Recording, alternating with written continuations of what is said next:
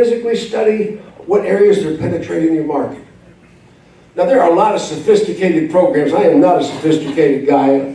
I can turn on a computer, I can operate a computer, but I can't fix one or program one. So what I do, I use SpyFu, SPYFU.com.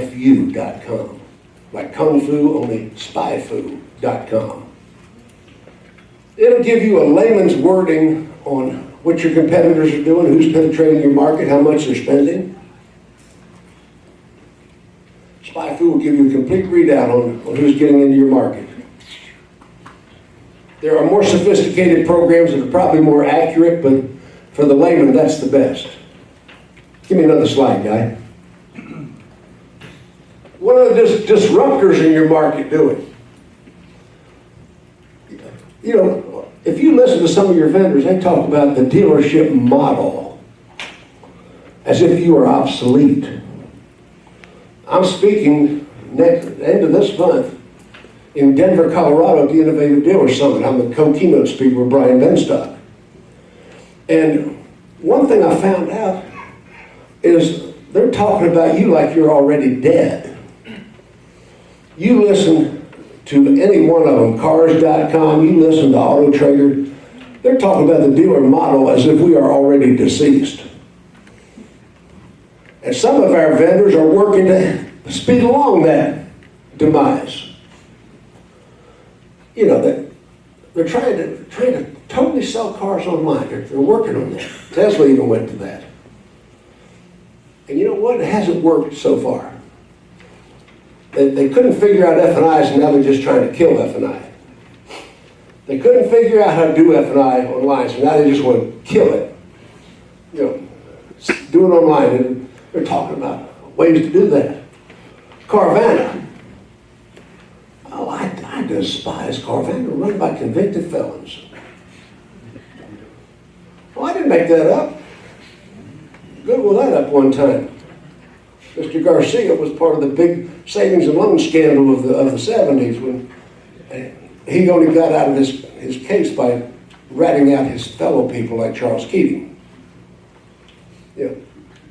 So we've got crooks, documented crooks, running Carvana, telling us how bad we are. Think about that. Tesla, they're a disruptor. Car gurus.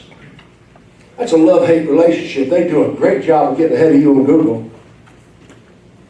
But you know what?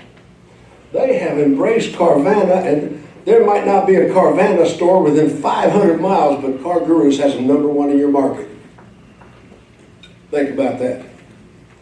That might be a divorce with me and them. I'm not up for that practice. Next slide. Oh, by the way, the last part of that last slide said go after the slowest gazelle first. When I'm taking down a dealership, and I got 5 competitors, I'm going to take down the weakest one first. I'm going to take down my weakest competitor first. They're easier than the hard ones. Strategy number 3. Road to the sale didn't die, we just injected technology into it. Technology now has become part of our road to the sale. Does that make good sense? You know, the internet, the internet's the worst thing ever happened to the car business. The internet is the worst thing that we ever did. The internet did not create the sale of one additional unit. They wouldn't have been sold if there were no internet. All it did was redistribute who gets the deals and put vendors in between us and them taking part of the profits.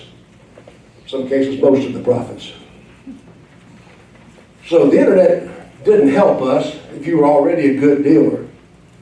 But it redistributes who gets the deals, and you got to be good at it. So what we do today, we marry your CRM. That was the second thing I did at MotorWorks. We got all the managers of the various brand departments. We will do exactly what the CRM says to do. And we will record everything. That's old Joe. Old Joe can't do the internet. He can't do CRM. Old Joe can't stay here. Old Joe's been with us a long time. What, we got a union shop here or what? Old Joe can't stay here if he won't adapt. I got a picture of a dinosaur being sucked down in the tar pits. It says history's filled with giants that couldn't adapt. If old Joe can't adapt, I'm 72 years old. I'm teaching internet to young people. You can adapt. Don't tell me it's impossible. Slide. Nobody is outside the process. Daily management meetings.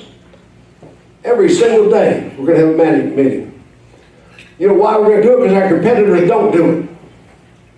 Our competitors don't do it. I am not so successful because I know what people don't know. I'm so successful because I do what people won't do. We don't have a knowing problem, we have a doing problem. Does that make sense? We need to train our people. No, we don't. We just need to make them do what we train. You know, we do all this training and then we don't do what we teach them. And we've got one outside the process. Now, excuse me. Send people to schools. Send people to conferences like this. Bring in outside consultants in areas that you're weak. Patrick Booth, how many years have I been doing business with your company? 30? Since Mr. Billy Navarre was alive himself. You know, your dad. You know, a long time. I remember when you were sewing your Pampers.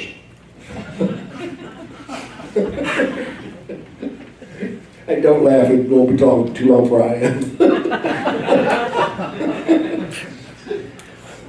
But anyway, 30 years I've been doing business with you guys. You're already one of the most successful dealers in your part of the country, by a long shot.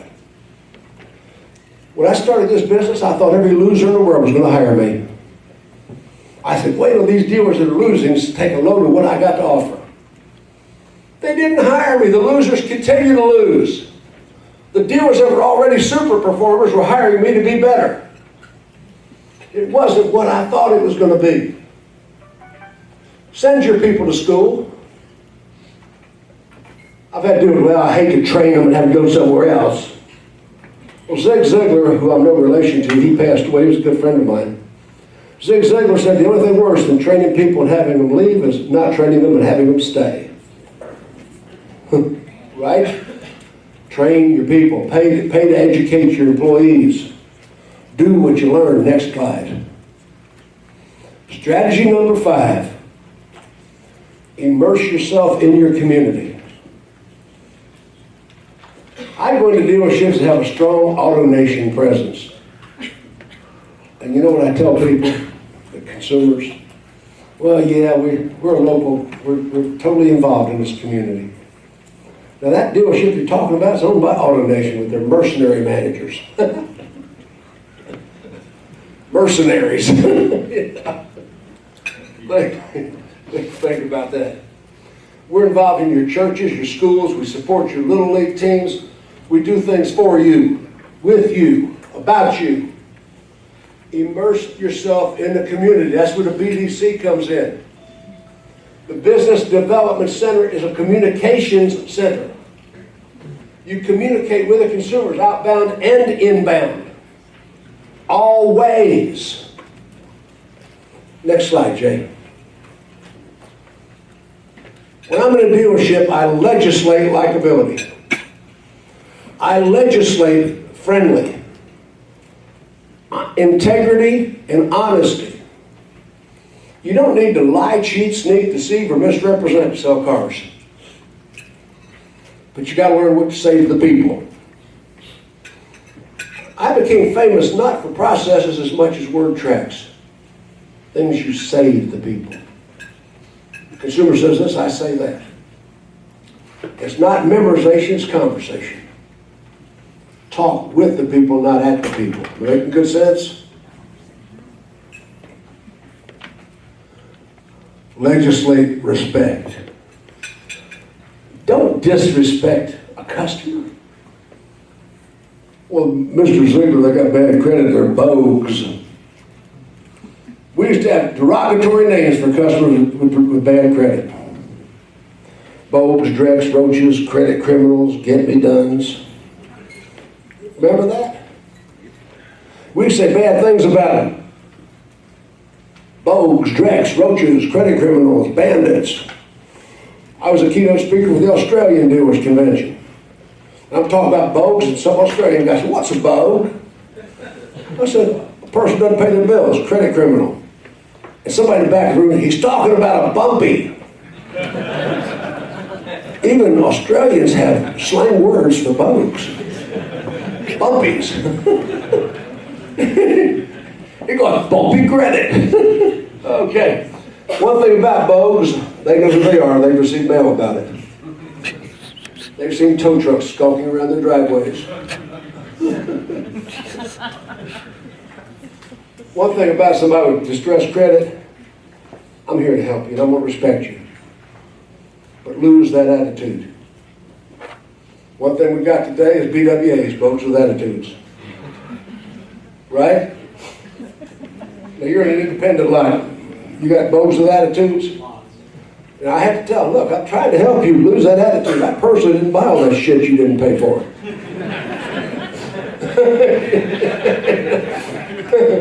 It wasn't me. You know, I'm not the reason you're going to rent a center. Okay. Next slide. Data mining and equity mining. Your past customers, your best, cheapest source of new business. Your past customers. You've got CRMs full of people that didn't buy cars from you. You're no longer advertising to them. You need to pick up what's in your CRM, cleanse your CRM, and do retro advertising to people that can still live in your community, can still buy a car. Next slide. The last thing I do is I hire a dealership ambassador. Every dealership that I have talked into hiring a dealership ambassador is paid off in spades. Now, that's usually a mature woman. I'm not being sexist here, but I find the profile of a mature woman, generally a retired flight attendant, or at least a reservations agent for an airlines. And by the way, reservations agents for airlines make the best BDC employees of all. You want to hire some BDC employees, scout out some retired reservations agents from airlines that used to be on the phone, used to work in the hours, have people skills that are super educated. But hire that ambassador who's going to go out and join the clubs and speak at the community events. I got about 3 minutes here. I had a dealer named Mark Heights.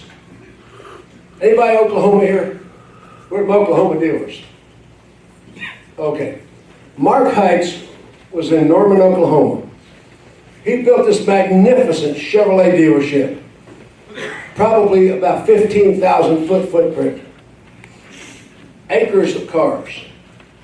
And he built it to look like a log cabin. Inside the dealership, he had a freshwater aquarium, I don't know, 1 million gallons. It was incredible.